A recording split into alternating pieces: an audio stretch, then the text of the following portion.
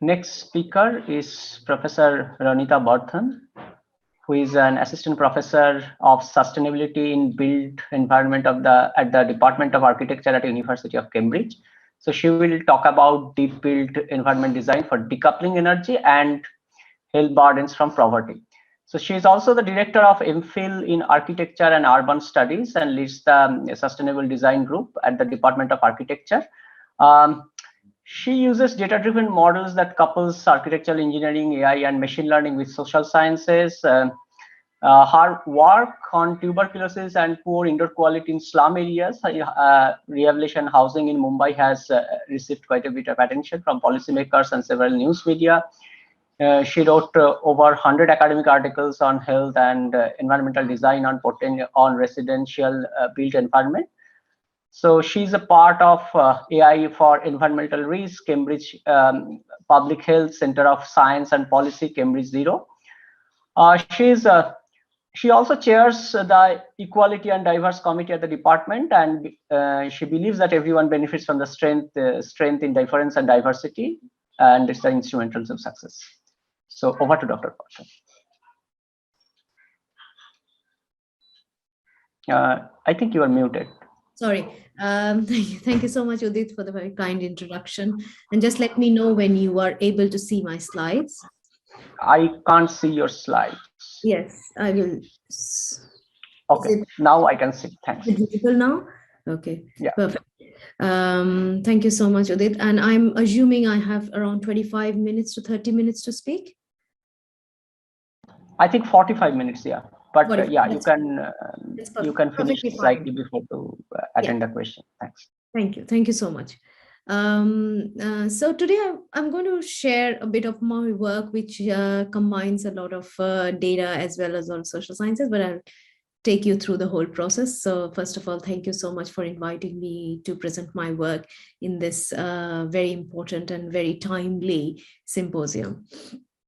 So my research domain or my research group is Sustainable Development Group. And if anybody is interested, you can scan the QR code to go to my webpage. And I broadly work on 4 verticals of Sustainable Development Goals. And the colors represent the goals that I work on. That is that is good health and well-being, sustainability in communities, energy efficiency and clean energy transitions. And a part of my work also entails a bit of gender equality and gender mainstreaming through design. Broadly, I work on these 3 verticals of good health and well-being, energy and energy in every aspects from behavior to policy. And a part of my work also entails a bit of gender mainstreaming. And most of my work would either have at least 2 of these nodes, or if not all the 3. I believe design is a solution, and effective design can foster well-being. And I work on data-driven design. And if you scout through my work, you'll find these are some of the very keywords that will come up continuously in most of my work.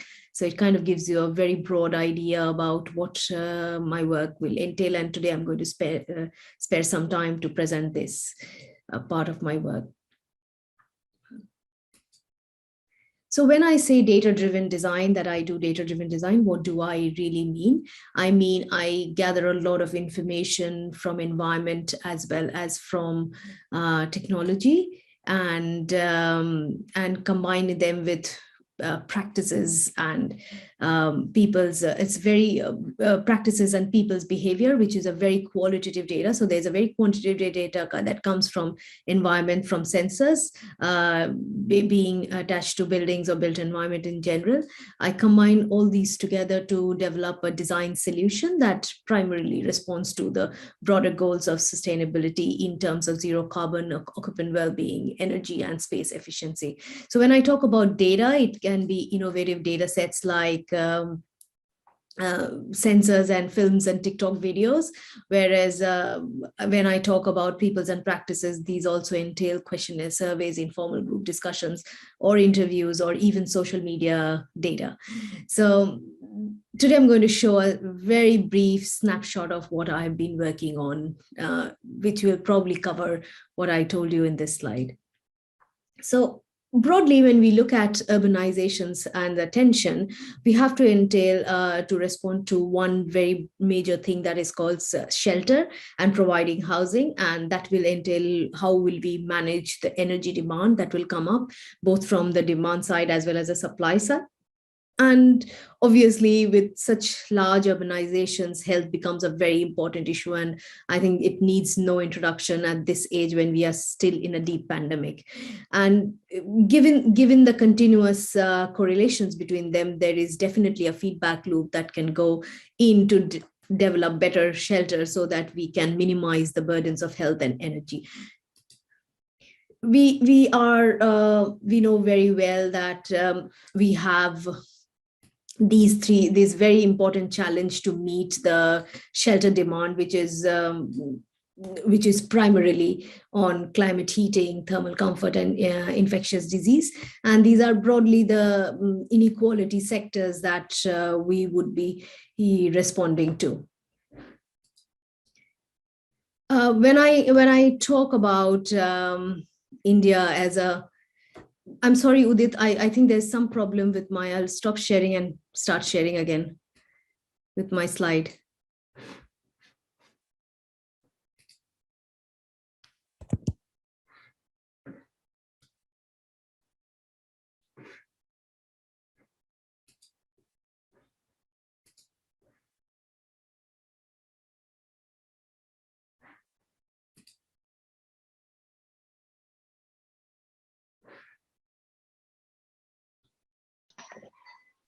Sorry, I think I kind of. Hello?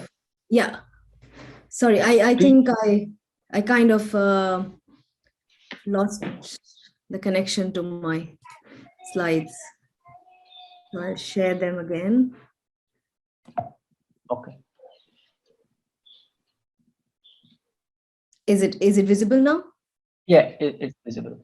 Yeah. So I will primarily talk about climate heating in terms of when we are by 2030, World Health Organization says that we will be requiring 30 million new housing units. And that means we will be having a need to develop this housing, and majorly in parts of the world where urbanization is currently in full rapid pace. And that means the future urbanites will be poor. And these 300 million that is coming up, the housing units that will be coming up, major part would be in the global south, where majority of the households probably do not have permanent shelter at all. So when these sort of challenges come up, we need to understand it correlates with climate heating, comfort, and energy, and what it entails in terms of health and mobility or disease spread. And are there any types of innovative data that can be used in order to unearth more correlations, particularly in places where these places where urbanization will take place are actually data scarce country. And I think we know it's not an unknown fact, and we are all struggling. Whoever works in the global south has this sort of a problem and challenges that we face. I'll talk about a case study from Mumbai, and I take this picture just to kind of show the drastic contrast that Mumbai kind of presents, and it becomes very, very eminent that Mumbai is one of the most popular cities in the world, and it is going to remain in that situation for some time to come, at least 2050. And that means we have to kind of understand and kind of provide solutions to the challenges that such a contrasting city, or such a heterogeneous city, if I may say, does pose. In that situation, I think we all know that what climate heating would look like, and with climate change, we all know what heat island effects are. It's generally a definition that we say that urban areas are 8 to 10 degrees hotter than the rural areas. And we have accepted the fact, and we are trying to respond to this. But what happens when you want to respond to this in a situation where you have multiple varieties of urban structures, which has different sorts of heat signatures in there?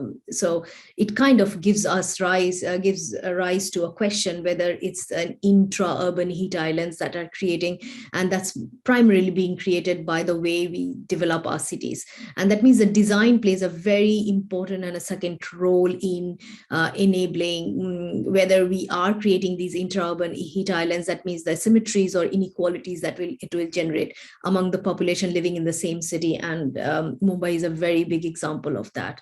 So we got very fascinated with this kind of work. And then we said that what happens when we look at the heat signatures of different sorts of urban typologies within a particular city. And we did this example for case study for Mumbai, and we found out, and we used a deep learning method to kind of classify the different typologies of urban structures or residential structures that you would be finding in the city of Mumbai.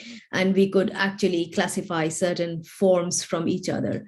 So that means we actually classified 5 forms, where you see the type 1 is the very high-end residential, which is very tall and probably have more distance between the building. It's all these different typologies of neighborhoods or designs of neighborhoods are a function of certain distance matrices and certain height matrices. So primarily structural matrices that give rise to a different sorts of forms. So in a sense, we scientifically, they would definitely have different heat signatures. But also we have to understand these typologies reflect social status in a city that strongly correlates to what sort of social inequalities or it will kind of bring. So can we use design as a solution to bridge this gap of social inequality and provide a more equal and a just solution? And when I say decouple health and energy burdens from poverty, I mean, a person doesn't necessarily has to bear the burdens of being poor and in terms of health and energy. So interestingly, the urban forms that I showed you earlier do not exist in isolation, and they are very strongly correlated. That means they are probably coexisting in a same geospatial space within a very short distance. And it was important that not only what is their individual thermal signatures when they would exist in isolation, but what would happen to the thermal signatures when they would primarily exist in correlation to each other or in a very close proximity to each other. So we went around and installed a lot of sensors across certain typologies of urban forms within Mumbai. And we were more interested that we all know that a certain typology of urban form would have heat island effect, but our interest was, is there a form that cools down faster? Because evidently we'll have to build in order to respond to the urbanization pressures. But if you can find out a solution of a form that cools down faster, that means it can kind of help us to design better cities, which will, even in the face of climate change, would actually be responsible to reduction in terms of energy and health burdens, which is associated with climate overheating or heat island effects. So you see in this image, the very high-rise, high-dense structures that you see here, in this part, they do record very high temperatures, but for a very short duration of time, and falls very fast. But whenever they are, and they kind of remain kind of lower for a longer period of time. So any temperature which is below the red line is actually more comfortable temperatures. And so that means people primarily will not switch to any sort of cooling energy devices. Whereas in this sort of a form, we found out this doesn't reach as high temperatures as this one. This was probably reaching 40 to 43, whereas this was reaching around 34. But it stays for a longer time and it cools down at a slower pace. Not only that, the duration of comfortable temperatures are shorter. Here it is only from at 10 o'clock in the night to 8 o'clock in the morning, whereas it remains cooler or comfortable from 6 o'clock in the evening to 10 o'clock in the morning. And that's a very drastic kind of a change that we can actually adopt and learn from these sort of forms, and kind of mix both the positives of both the forms to develop a design. And there's a short snippet I just wanted to share, that when we do these kind of living lab exercises in Mumbai, in a city like Mumbai, then we kind of became quite famous for this. Not because of our work, but because we were people thought we were installing bombs in their neighborhoods, and so police was called. So I just wanted to share that there are perils to doing these kind of research in an very active city like Mumbai. But coming to the research, so we were interested to find out, is there a kind of a signature or a form which kind of has better cooling potential or worst cooling potential. So we looked at temperature, cooling potential, and humidex. Humidex is a combination of temperature and humidity, which is a very, very important aspect for cities like Mumbai, or cities which are tropical cities which are near the equator. So given the fact that most of these future cities would actually have these sort of, so it was interesting to see what role humidity plays. So when you see the HSRI, it is a heat stress index, and if the temperature is high and the cooling potential is low and the humidex is high, that means it has the highest heat stress. And we were interested to see that what is this, what type of form is this, and how much times or how many times or what frequency they appear within the fabric of Mumbai. And that was important, because if it is just a random design that has come up, probably it's not difficult to kind of change in the policy. However, when we started studying Mumbai, we found out this is a solution of affordable housing that is coming up across the globe, and India is adopting it as a very important solution for de-slumming cities. That means at part of the city would have the slums would have slums, and they would be replaced by these sort of vertical towers. And we found out it was kind of being represented across the city spectrum. So we found almost 50 to 55% of the population would actually be living of Mumbai would actually be living in these sort of vertical towers. And that was concerning, because if this is a new typology of architecture that is coming up across the fabric of Mumbai, and if that has very high heat stress index, that means it's probably, there is no contest that it will have a lot of energy and health burdens.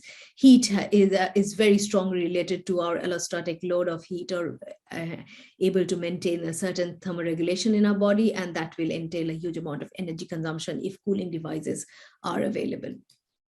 So we were interested to see why this came up and what was the history of it. So we basically found out that it started in 1995, when they started removing parts of the slum to build these sort of development, and they would look like something like this. So you would have a kind of a residential transit apartment where the slum population would be placed for at least 5 to 6 years, while this building on top, which you see here, on the behind, which you see here, would be constructed, and the rest of the land, which kind of is freed, is now used by the developer to develop very high-end residential. So it's in a sense, it's a very in a sense, it's a very, very important policy, because it is closing the housing deficit, which is across the socioeconomic sectors, and urbanization pressures definitely create these kind of deficits. So it was very important for as a policy to kind of overnight changing the housing deficits.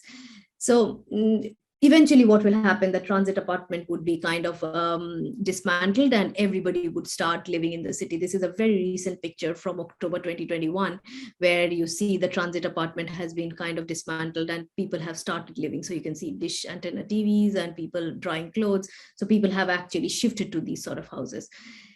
That means how much do these houses look like? So if you look as these are basically multi-purpose unit of around 25 to 30 square meters, and might have a toilet inside the unit, or maybe at the end of the corridor. Typically, if you want to see how it looks like in reality, it would probably look like a dense conundrum of built environment, where a very high density population, a density as high as 100,000 persons per square kilometer, would actually be living here. Interestingly, if you want to see how they look like in different angles, from a worm's eye view to the bird's eye view, you will find that from top, they look like very close packed, maybe Lego structures, or absolutely very close, dense, high dense units. Whereas if you stand in between the buildings, this is a kind of a view, or this is a kind of a understanding of the airflows and other things will be kind of, if you stand in between the buildings. And if you just look up while standing in between the building, this is the amount of sky that you will be able to see. And I think it's more commonsensical to understand, if you are able to see this percentage of the sky just standing in between the buildings, that means there will be definitely a inefficiency in the airflows that will happen in between the buildings, and also that will relate to a bit of health burdens within these sort of communities. And the primary, we wanted to actually see, is there a dissimilarity or asymmetry in terms of health inequalities within the people living in these sort of communities. And we found out people who have segregated kitchen, bedroom, or segregated spaces, or have more windows, they do fall, they are better off in terms of their health, and they visit the doctors lesser in terms of health hazards. Whereas people who do not have that, a segregated kitchen or a lesser number of windows, which you can see in this above top image, this is how it looks like. If segregation is like kind of a partial partition, and that means it directly links us to what would be the health burdens of this. So we started asking people living in the slum and people who have recently shifted to these units and have been staying there for at least a year. So we asked these people that how many times they visited the doctors, and they recalled that when they were in the slum, they were at least one member of the family was visiting a doctor every 3 months, whereas after they shifted here, after a year or so, almost every member of the family, at least one member of the family, was visiting a doctor once every month. That means it's already a 3 times rise from the previous frequency. And we kind of expected this, but we wanted to see where were these people located, and in terms of not only location of their building, but also in terms of which floor they were living. And so we used a surrogate called mean age of air, which we calculated as well as collected in terms of monitored data through sensors. And we kind of use that, whether people, and we kind of correlated with which floor they were living, and what was the mean age of air. Mean age of air means how stale the air is. So the larger the value is, that means the staler the air is inside their units, and what was the frequency of visits. And we did expect that the ground floor would kind of report a higher degree of visits to the doctor, whereas the upper floors. But we did see that up to second floor or third floor, people were visiting the doctors more than the upper floors. These are around 8-story buildings. So obviously almost 50% of the populations were actually suffering from some sort of health burden, and they needed health care. So we kind of wanted to understand what is the ventilation like, and how the ventilation would look like. So we said that we wanted to understand. It's easy to understand that probably ventilation in these sides of the building would be better. But what happens in this part or in these buildings? And so we kind of conducted a wind tunnel test to understand. And you'll see after some time on this side of the building, which is represented here, you will find the units do not really have much of the air to kind of even circulate in terms of natural ventilation.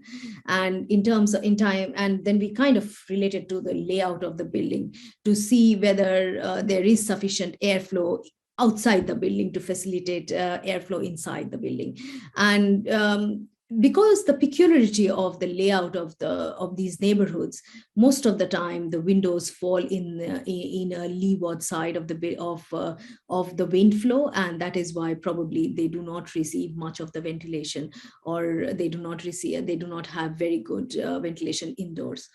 That kind of leads us to the question that what sort of health impacts that you would have. And design doesn't have very direct correlation with tuberculosis, at least not much found in literature, but it is definitely a correlation of the built environment that we are living in. And although tuberculosis has other sorts of markers of ill health, we wanted to see if design was also had a strong correlation. So we took 3 different designs of these sort of buildings across Mumbai, and we took a cross design. So whatever you see in gray is the circulation corridors, whatever you see in yellow is the lift and the elevators and the staircases, and the white parts of the building is the drawing is the units. So in the X design, you had a central circulation corridor and central circulation part, and where you have 4 units in each of the wings of the corridor. Whereas in the I type, it is a very simple hostel type design where you have a single loaded, double loaded corridor, and you enter from the corridor is indoors, and you enter from the corridor, and your windows are here and here. There was a third type of design, which was where the units were inside and the access corridor and the central circulation pathway was almost like an H type. So these were the corridors, and you had to enter the building from here. Mind it, the doors and the windows will be on this wall so each unit will have at least 2 windows and a door. So it will be in this wall. So we just wanted to see in terms of data that whether there is some kind of correlation with the incidences or reporting of tuberculosis. One of the important factors is that these people just shifted their location of residence. Nothing else in their lives has changed in terms of not overnight. They have not become richer, neither they have better access to health. They have this very similar access to health, as health means healthcare facilities, as well as they are still in the same category of socioeconomic class that they were when they were in the slums. So we performed a series of analysis from daylight to ventilation to airflow, and correlated with the tuberculosis data that we got. And this is dot center tuberculosis data. We kind of collaborated with a group of doctors who treat tuberculosis patients across Mumbai, and so we had very good data in terms of understanding when they contracted the tuberculosis. So we found out that in the X type, people who reported higher incidences of tuberculosis were actually within 2 to 6 months of their stay, maximum 1 year. Whereas in the I type and the H type, we found out not only that they reported incidences of tuberculosis after living in these sort of units for at least 4 to 6 years, but also the rate of incidence was higher in the I and H type, around 8 to 10%, whereas the amount of tuberculosis cases in the X type was lesser. This kind of gives us an inclination. Probably design did play a very strong role in terms of bringing in the environmental variables, which is the daylight and the ventilation indoors, so that that kind of mitigated a part of the risk of tuberculosis. So we were more intrigued by it, and we wanted to understand what's exactly the pollution concentration like inside, because pollution concentration not only would give us a fact about the load or the health burden, but also would give us the fact that how many years a particular person living in these sort of apartments would actually suffer from ill health. And there's a term called DALI, which means disability life years adjusted, which means how many years a living person would lead a disabled life. That means that person will not be able to work in its full productivity. So we conducted a campaign. We also kind of rented an apartment in these one of these units, and we emulated their lives for the way they cook, the way they live, the things they burn, while like in the morning, a particular person, how a typical day would look like. And we conducted these surveys, and you can see in this picture, this is me cooking along with my very, very, very bright students. We were conducting the experiments while the other monitors were recording in our activities typically. And we did this in separate combinations. We not only we did a measurement campaign in our test unit, we also installed a huge amount of sensors across the whole neighborhood. So we had data from the first floor to the top floor spread it across where people were actually living, versus we also had a test control sort of a data where we kind of control the environment. Like at one point in time, we closed all the windows, and then we recorded our particulate matter concentration. At point in time, we closed windows, we shut down fans, or we open windows, we switch on the fans.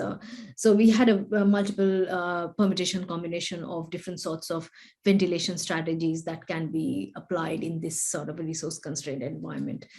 And we found out, we were also aware that Mumbai is not a very clean city in terms of pollution. So outdoor pollution was quite high. But we were measuring the on-site pollution, and the I-type and the H-type pollution levels were phenomenally higher than what was being recorded by the meteorological center. It was around 250, whereas we found it was the measurements were around 1300 or 1600.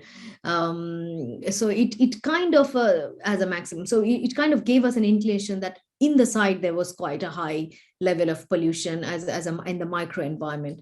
And then we kind of use that to kind of normalize the data to find out what would be the annual average concentration of these in the H type, which we felt and we knew that was reporting a highest number of tuberculosis also. So as per World Health Organization, the World Health, the limit is around 25 while a person is cooking, where for India and developing countries like India, World Health Organization has set an exposure limit of 40, and we were having around 350 in these houses. And that is if they were cooking in a cleaner cook stove or a cleaner energy, which is LPG. Whereas if they were mixing the fuels in terms of doing fuel stacking, like mixing the fuels for their cooking activities, it can go as high as 2,500 to 3,000.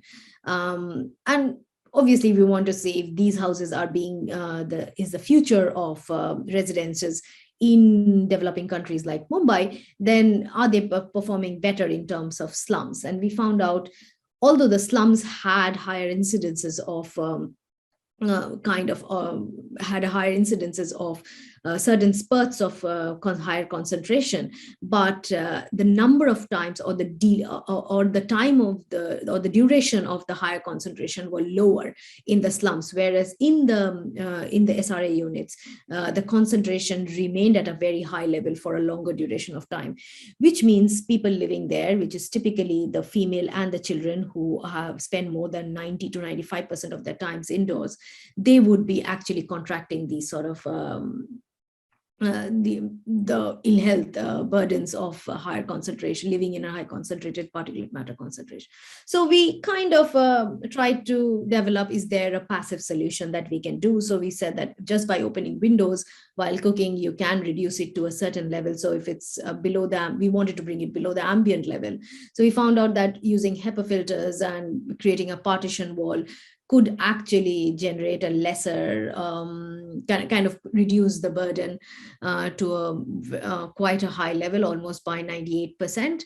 But there's a no-brainer. If you just install an extract fan, it can actually create a very high impact in terms of clearing out the pollutant concentration. But when we looked in reality, and this is where the data from qualitative surveys become very, very important, we looked in reality, these houses are being inhabited by 6 to 11 people on an average. That means the household size are quite big, and that means there is a lack of storage space, and the windows are typically used for that. Also, since the windows open up to an access corridor, most of the time they are probably covered by some sort of covering. And since extract fans are not installed outside the window, that means they have to keep their windows closed in order to get the full efficiency of the extract fan. Also, the windows were not standardized double shuttered windows. That means the window itself was actually 50% open because it was a sliding window. So in a sense, this is when the data from the sensors plus the data from the people becomes very, very important, and we combine this to develop new solutions for that. This brings us to the question that if they are living in these sort of units, there's a general notion probably they consume the least amount of energy. So we were interested because COVID gave us the opportunity to actually record these people for a very longer duration of time. So we had sensors installed in these units from 2018. So if you can see the signatures, you can see a very sharp rise of energy consumption in 2020. And that was quite a revelation for us, because we thought probably they would not use as much energy as any other households. But when we compared it with other type of household, because we had the data for that, we found out that the major change, actually the highest percentage change, came from these sort of households. And that's a big concern, because if moving forward we go into a hybrid world where living indoors becomes a norm, then understanding energy transitions become very, very important. So we actually understood that there were multiple, we kind of categorize the data to see there were multiple signatures of high incidences. Finally, coming to the last part of my talk, where we wanted to get energy usage data. But installing sensors is a very tedious task, as well as it is very difficult to perform in in these sort of environments. So we started looking, does films gives us some sort of information about data? So what we did was, this is a case study that I'm showing here, where films do tell us about the total amount of energy, or we can probably estimate from films which are located in these sort of houses. So we kind of did was, we collected 10 films, 20 films across the board, or from 1970 to 2020, not 2020, 2019, and 20 films which were shot in this sort of environment. And we kind of decoded them to understand, is there energy transition that we are seeing?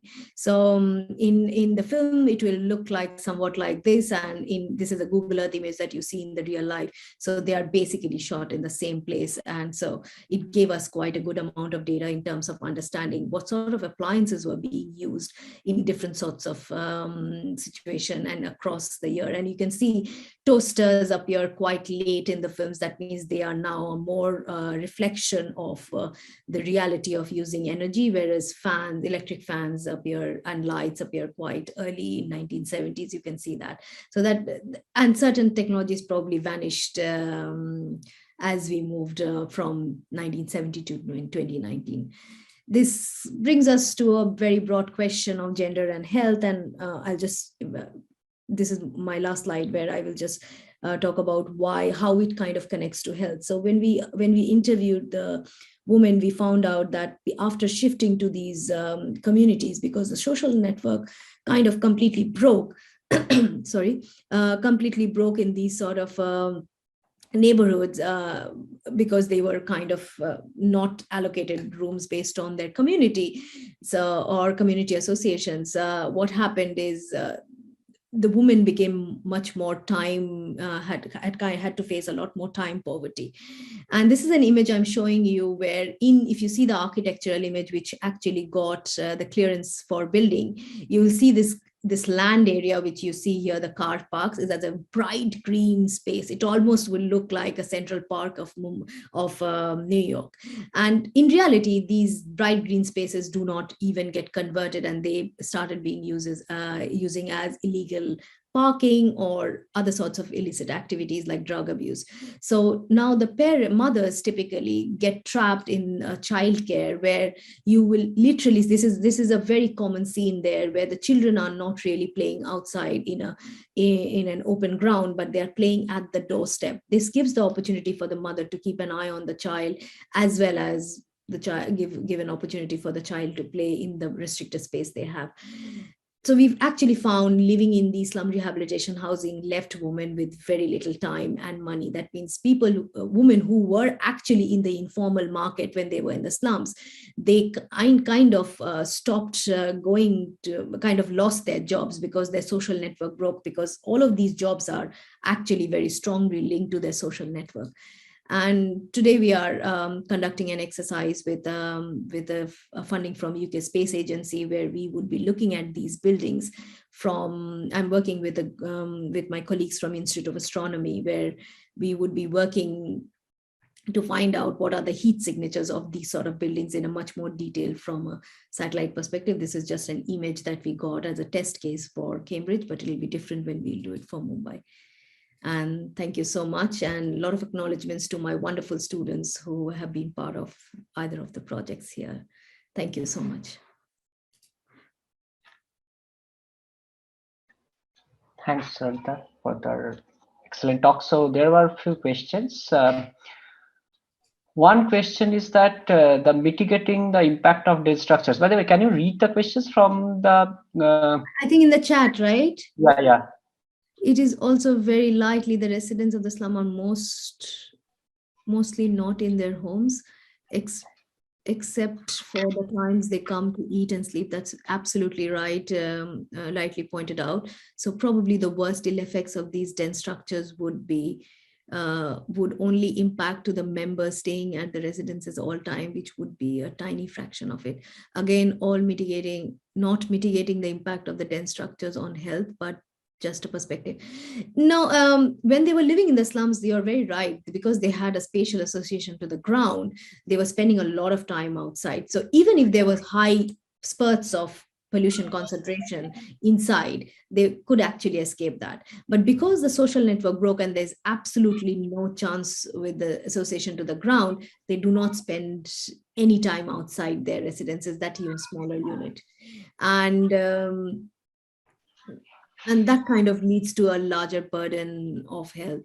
There is another question: can't the new construction be made a way that in such a way that the natural parts of airflow, sunshine, preserving the restaurant? Yes, that's what exactly we are trying. So we are trying to kind of develop a newer, much more, that's where the data-driven design kind of comes in, where we have an enormous amount of data that we gather from different sorts of sources that I kind of shared, but that will also help us to design in a much more contextualized way. So we are not generalizing the design for different sorts. So you have to understand this, the success of this policy is so much that many cities in sub-Saharan Africa, Ethiopia, are actually adopting this policy as their de-slumming policy or slum rehabilitation policy to provide affordable housing.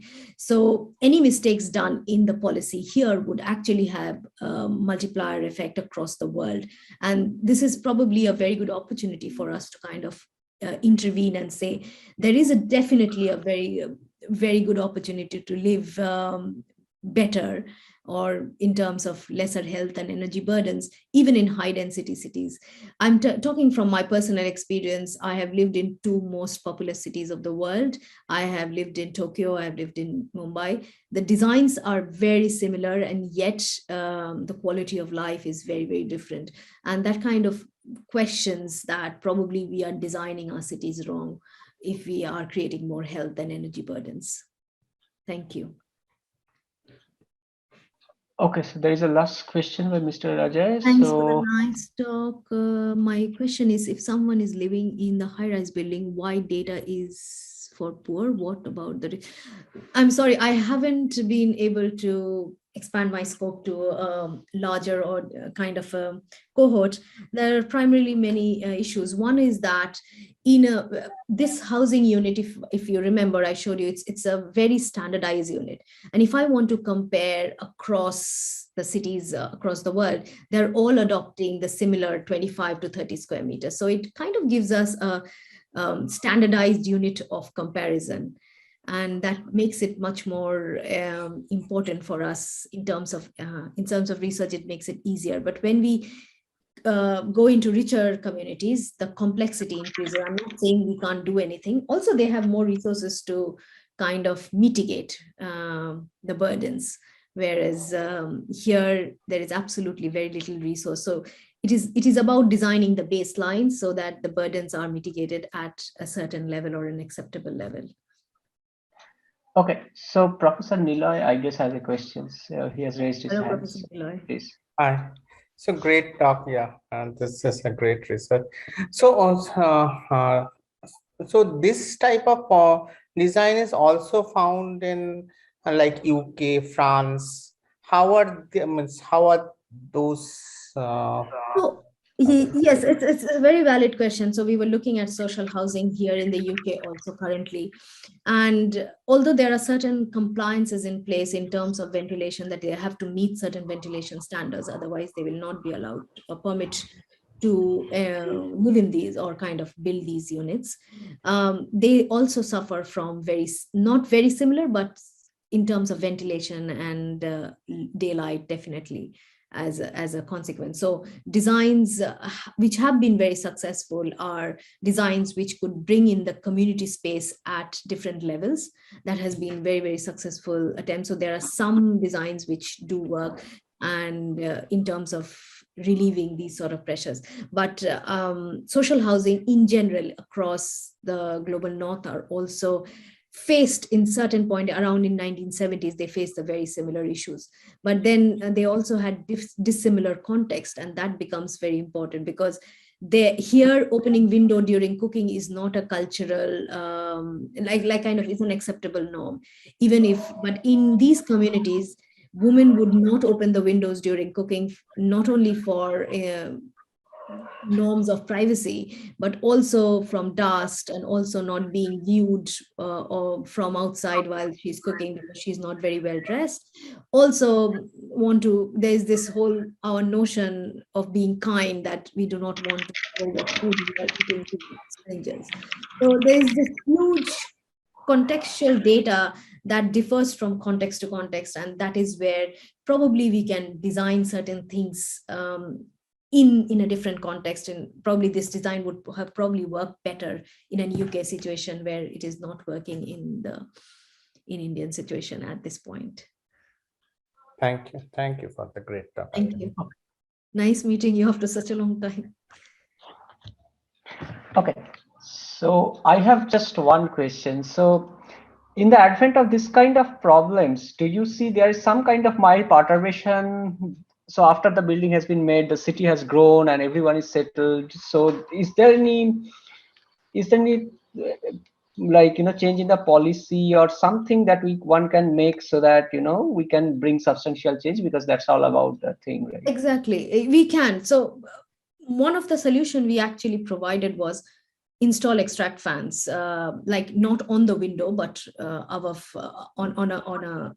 above the window, so that people do not modify their windows. So at least even if they are not opening their windows during cooking, they can actually switch on the extract fan, and that has to come from the developer.